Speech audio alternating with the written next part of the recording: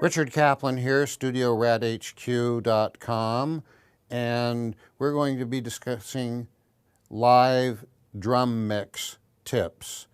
And when doing live drums, you want to get to the drums before the crowd has arrived and get your sounds for each of the various drums: mic, the snare, the kick, the toms, the overheads, and then get your EQs and settings so that each one of them sounds full and big in the room that you're going to be having the show later on. Usually you'll have some sort of live recording console that will have level, EQ,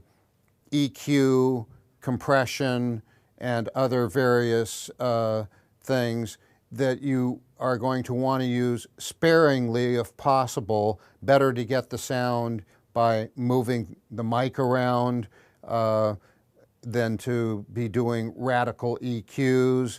You want the mics close to the sound source so that there's not a lot of room sound in there, which will give you the disadvantage of later on having the crowd mixed in with it.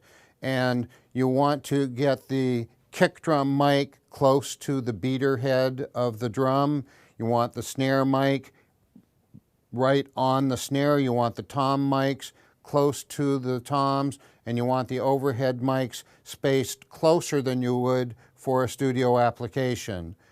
I would, for the kick drum, typically boost the very bottom and have a cut in the EQ somewhere in the 400 cycle range. And again, a boost somewhere between 1 and 5K, which you will of course do by ear. There is no set formula for EQ. You always do it by ear. For the snare, you will probably want to increase the bottom end and have a small cut around 300 cycles, and then again boost the very high end 5K or above to get the snare rattle. For the overheads, you'll probably want to cut a lot of the bottom end off because they are further away from the drums, and increase the high end slightly, but not so that you're going to create feedback. For the tom-toms, you're going to want to get the tonic note of the tom-toms and increase the EQ in that range so that the tom comes through without having all the other stuff in the room come through on that channel.